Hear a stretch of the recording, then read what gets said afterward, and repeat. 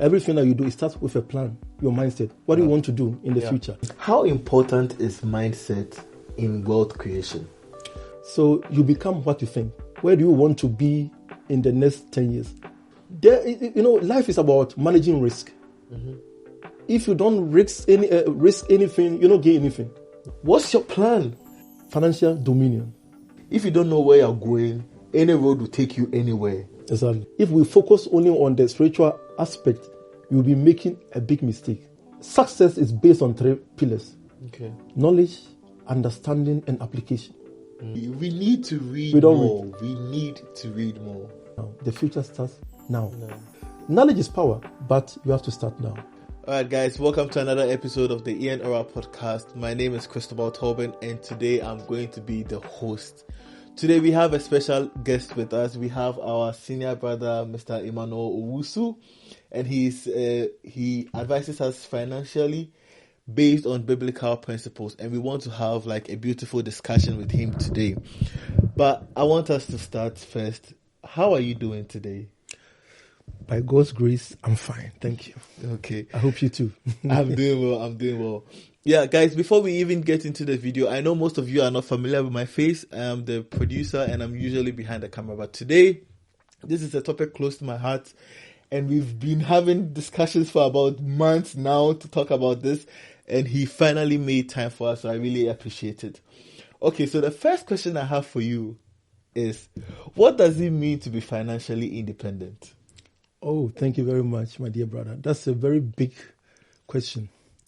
But first of all, to be financially independent means to do whatever you want to do at any given time without being worried about the finances.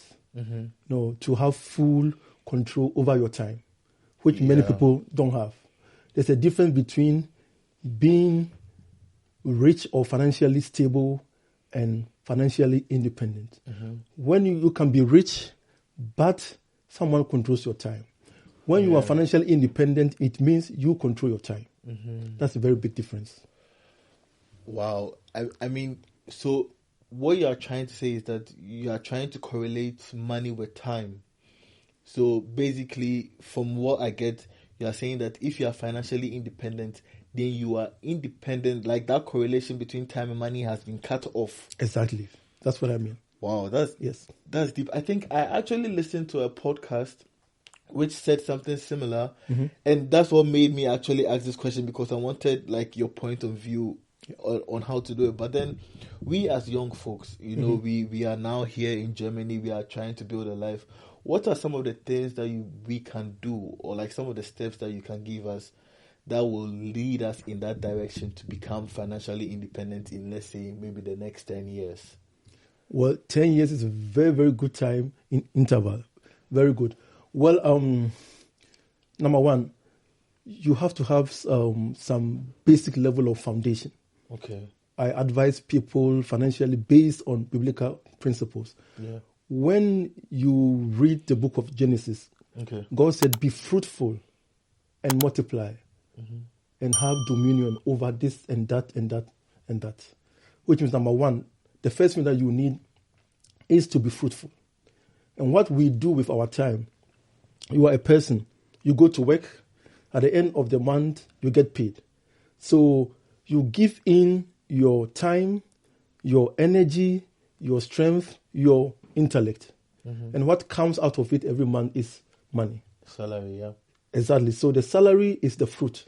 The Bible says be fruitful. So the number one, the first requirement is that you are being fruitful.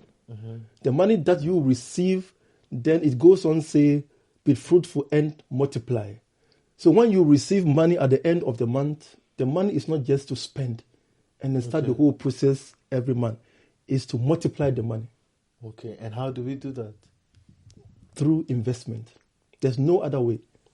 But like some of the investments that we know about, getting into real estate, these job box and stuff. Yeah. But these are huge sums of money. These are monies we don't get based on like monthly salary. It would take, if we are going to raise that money, either we have to go and borrow that money. I'm not going to advise anything, but maybe some people will go and steal the money. But because sometimes, you see, we are in a fast-paced world, and we want everything like quick. Yeah. How do we raise the money to even start the investment? Because, of course, these are large sums of money that we need to invest. Well, when we say investment, there are different types of investments. Okay. When you start working, to invest, it doesn't mean that you have to invest a big chunk of money like 5,000, 10,000 or 50,000. No. There is a system. It's called investment plan. Okay. Every month you can choose to invest 50 euros, 100 euros, 200 euros based on what you want to do or what you want to invest in. You know, everything that you do, it starts with a plan, your mindset. What do you want to do in the future? The 10 years time frame that you have given. What do you want to achieve within that time frame? Yeah. So you have to start from somewhere. First, what do you want? Where do you want to be in the next 10 years? Then you start, working towards that. Okay. So, let's say we are going to save. Yeah. How, with the base salary, like any salary at all, what percentage should we put aside monthly, which will sort of give us a boost to then maybe have enough capital to go into the investment?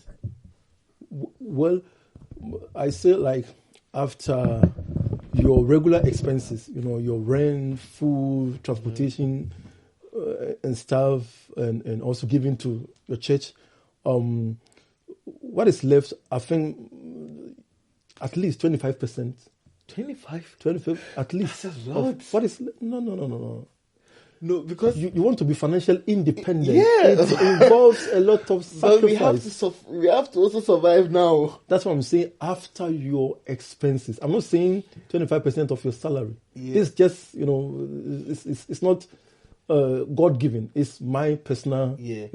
But then but the thing is, you see, if you say after expenses, after expenses, my money is finished though.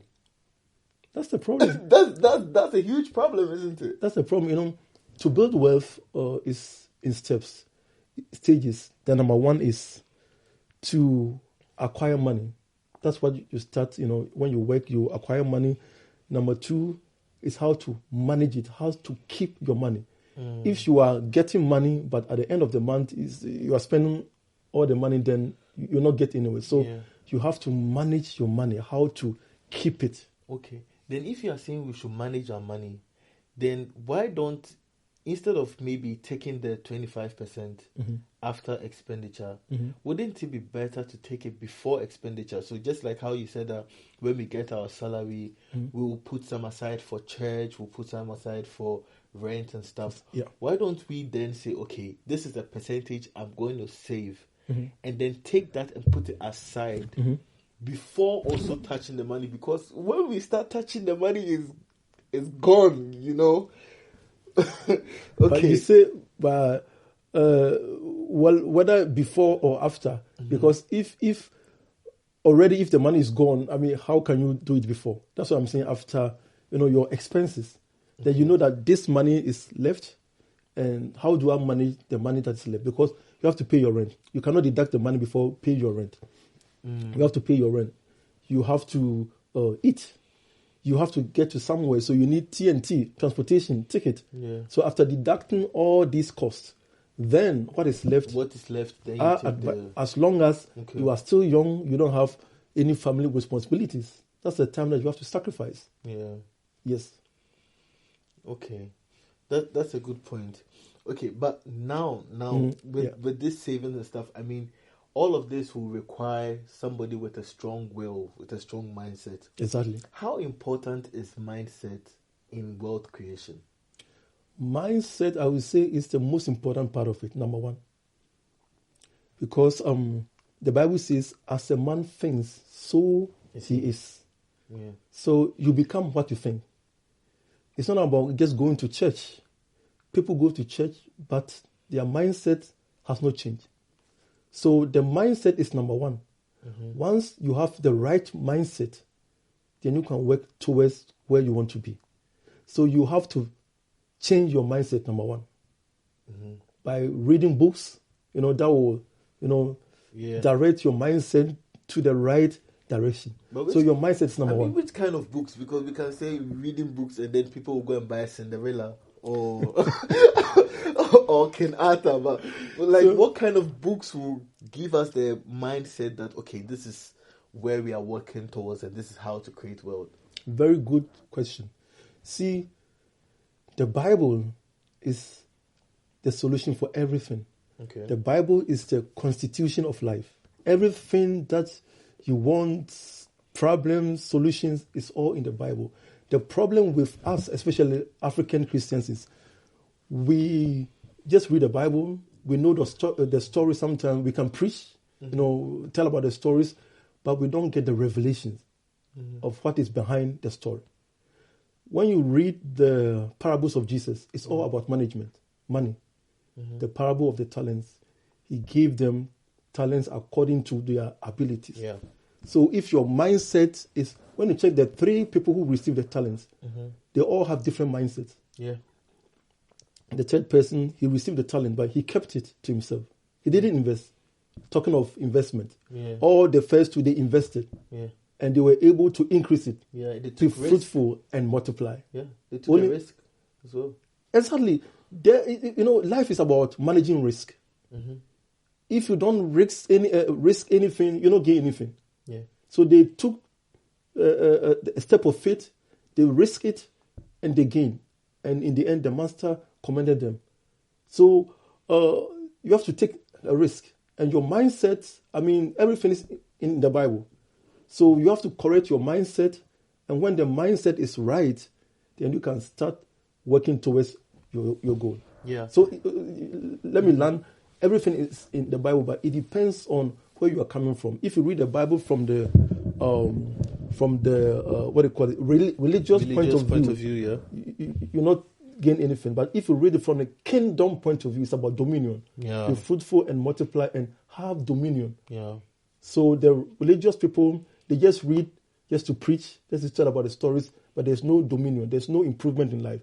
But kingdom people, they read, they apply the principles, and they get results. That's the difference between both of them. Yeah, that's a really good point. I think even there are messages from Dr. Miles Monroe who has stressed about it, that reading the Bible and stuff, but also reading other books. He made a statement which has stuck with me. For maybe I can share it. Okay. He said that, you see, a man's experience and wealth, which he has gathered over years, let's say 30 years, 40 years, he writes it into a book and sells it for maybe 20 euros or 18 euros. But people won't go and buy and read and then end up making those same mistakes. Whilst when you read, maybe it took the man 30 years to get to where he is. Because you've read that knowledge in the book, and also in the Bible, applying it side by side, is going to save you a lot of time and a lot of money. Because they did a lot of try and error and they saw what worked. So maybe if, for example, maybe in engineering, somebody has succeeded in engineering, you go and get the person's books and say, okay, what did he do right? And then you get that experience so that you also cut the amount of time it takes you to get to the level that you want to get to. Exactly. And I think that is amazing. But the books aside, we are in a community. We don't live alone. We don't live in isolation. Yeah. What is the influence? Like, how does a person's surrounding influence their mentality? Because I think that is important. And I had an experience in church, which I will share with you. But I want to like your thoughts on this before maybe I say that. Very much. Very much. Human beings, we exist in 3 levels: the spirit, the soul, and the body. Okay. The spirit is from God, which is pure. Everything that you were designed to be on earth is in the spirit. Yeah. The soul is influenced by your environment. That's your behavior, how you behave towards things. Your mindset and everything is influenced by the society. a person who grew up in let's say in Ghana, for instance, you have a different mindset. The way you think is different from somebody who grew up in Germany. And even in Germany, various places, they have different mindset and the way they do things.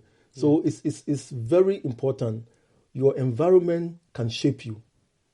Like, for instance, where I used to live, when I came to Germany, I was a teenager, because my family, my father always stressed about education.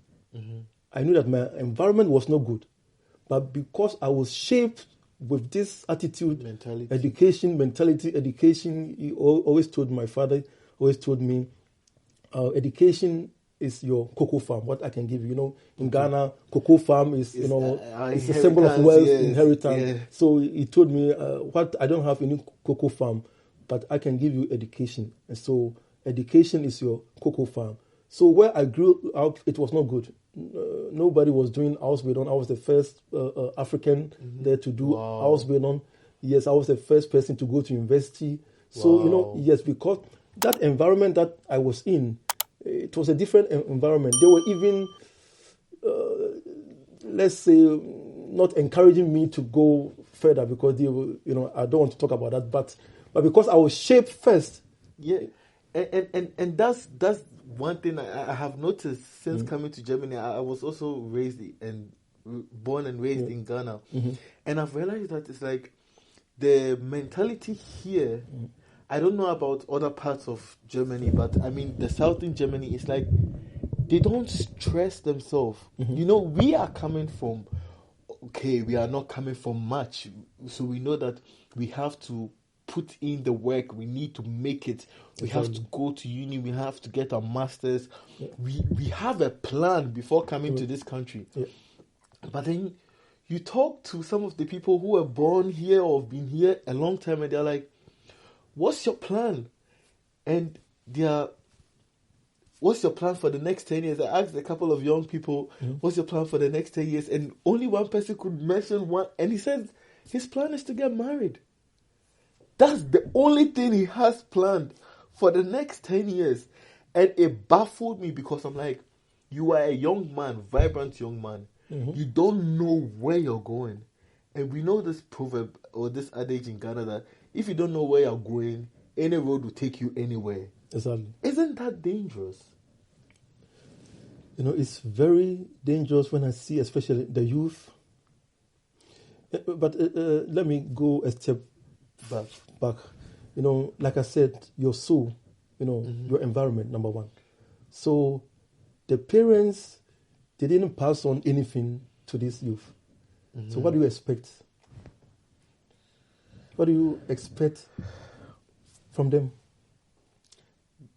Yeah, but then, you see, we are still in a community. Let's say, can't the church or those of us in the community, can't we do something to change this kind of mentality here?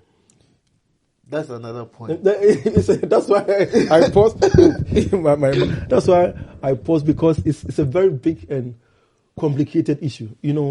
To change something, one needs to educate the parents first. You cannot bypass the parents. It is impossible.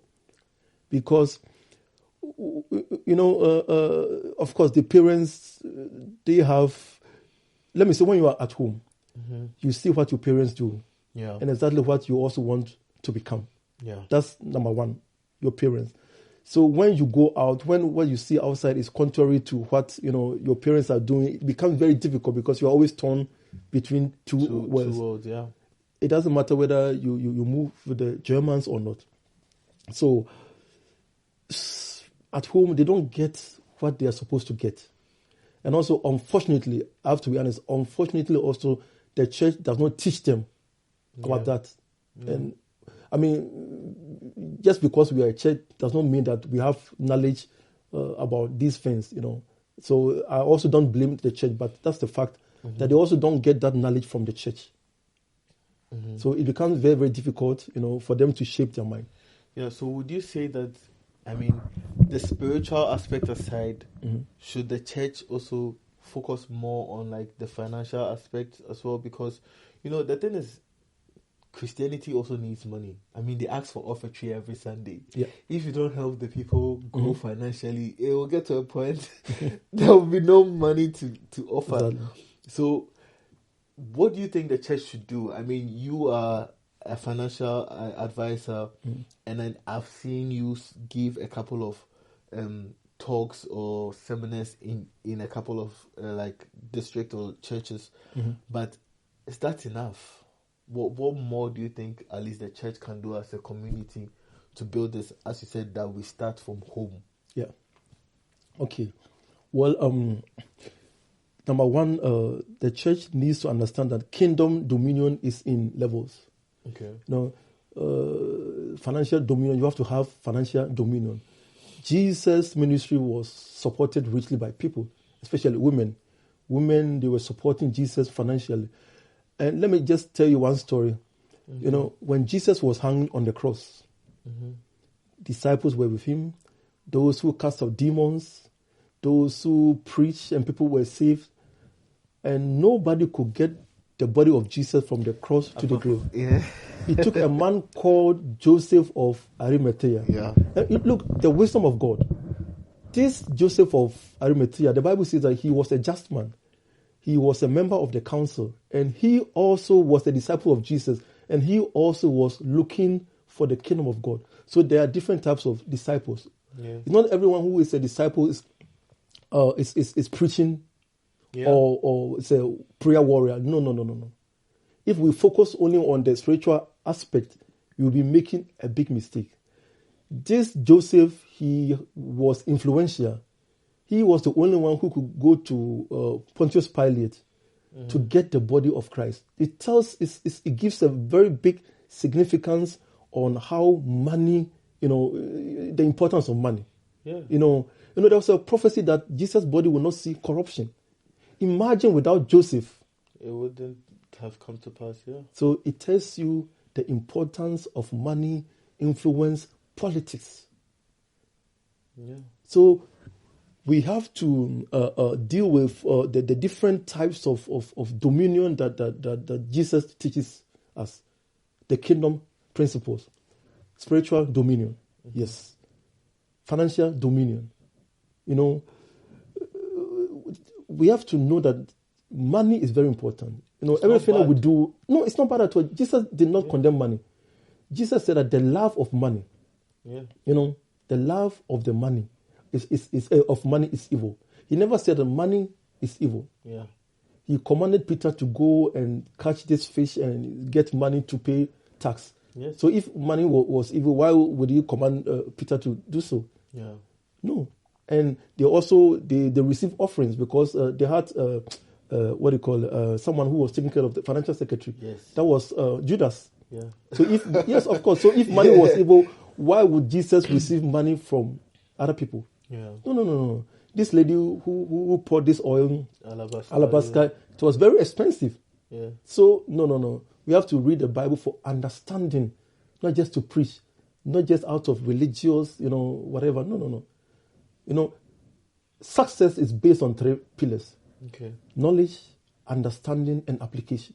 We read it, we have the knowledge. Please can you say it again into this camera? Success is built on 3 pillars. It doesn't matter what kind of success, whether it's financial success, career, whatever it is built on 3 pillars. Knowledge, number 1, understanding, number 3, application, which is wisdom. Wisdom is, the skills to apply certain things to achieve a specific goal.